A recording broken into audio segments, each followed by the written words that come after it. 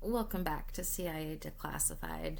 If you were a fisherman on the coast of the Gulf of Tonkin in 1966, you might have heard a sound coming from the clouds. Not just the roar of an airplane, but music. Patriotic songs, news reports, and sometimes voices that sounded like they were coming from the afterlife. This was Project Jenny. While most military aircraft was designed to drop bombs or transport troops, the converted C-121s of Project Jenny, often called Blue Eagles, were designed to occupy the mind.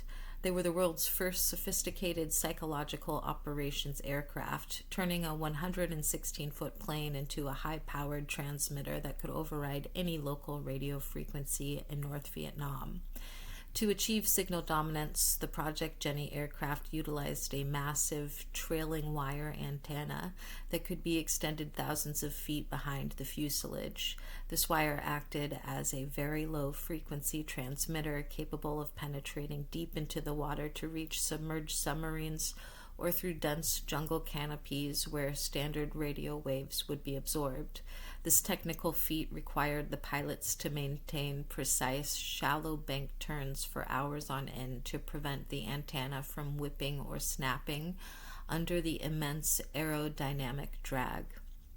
Project Jenny was a collaborative effort between the CIA and the Navy's Oceanographic Office, though its true mission was purely behavioral. The aircrafts were packed with over 6 tons of electronic equipment, including 5 AM and FM transmitters, 2 television transmitters, and advanced jamming arrays. They flew long looping patterns off the coast, beaming propaganda directly into the homes and barracks of the North Vietnamese. A quote from a declassified after-action report on Project Jenny. The objective was the total saturation of the target area's electromagnetic spectrum. By utilizing high-gain antennas, the aircraft achieved signal dominance over local Hanoi broadcast, allowing for the dissemination of gray and black propaganda to audiences previously unreachable by ground transmitters. End quote. And then another quote from the CIA Office of Policy Coordination memo. The ghost signal tests have shown significant promise. By broadcasting distorted audio tracks of ancestral voices layered over traditional Buddhist funeral music, we have observed a measurable increase in desertion rates among coastal patrol units. End quote. It wasn't just about news and music. Project Jenny explored the uncanny. There is significant speculation that Project Jenny experimented with subliminal infrasound.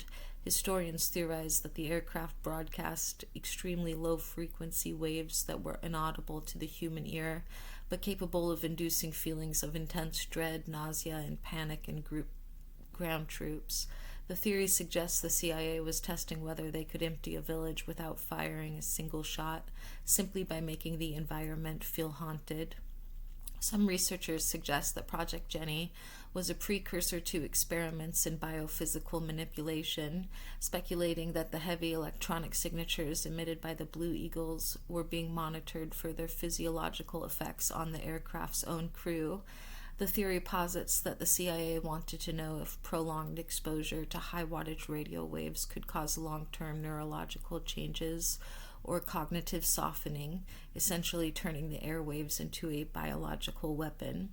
As with all CIA programs, the most sensitive data remains behind a veil of black ink.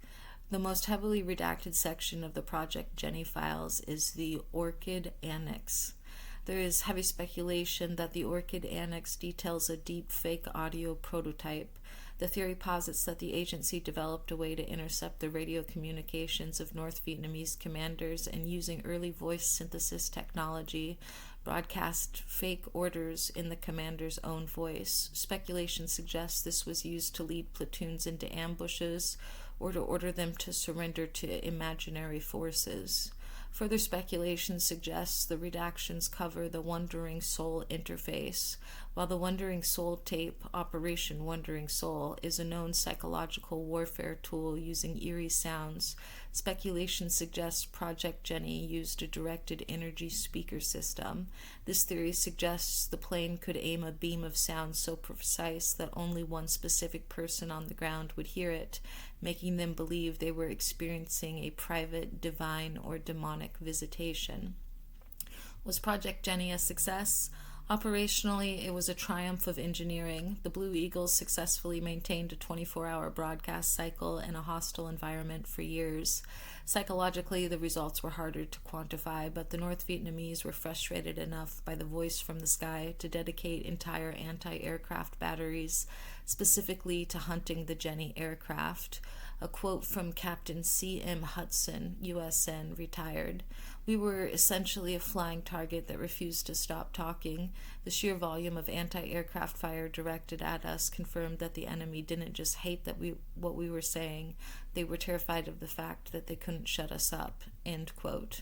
Project Jenny paved the way for the modern age of information warfare. Technological breakthroughs.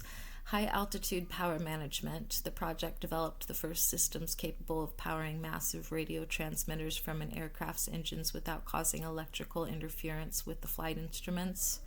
Frequency hopping. Early experiments in Project Jenny led to breakthroughs in agile frequency broadcast, allowing the plane to stay one step ahead of the enemy jamming efforts. And aerial television. Jenny was the first project to successfully broadcast a stable television signal from a moving aircraft to a ground-based audience, a feat previously thought impossible due to signal ghosting. Project Jenny showed us that the air itself is a weapon. It wasn't just about the words being said, it was about the psychological weight of a voice that could find you anywhere, even in the middle of a jungle, coming from a ghost in the sky. Next time on CIA Declassified, we return to the Stargate program for one of its most high-stakes operational hits. We examined the General James kidnapping. In 1981, when a U.S. Army general was snatched by the Red Brigade in Italy, the military didn't just use detectives, they used psychics. We'll look at how viewer Joe McMoneagle sat in a room in Maryland and described a specific apartment building in Padova, Italy, details that would be verified by the Italian special forces who finally broke down the door. Join us for the Italian rescue. In the meantime, I'll see you in the archives.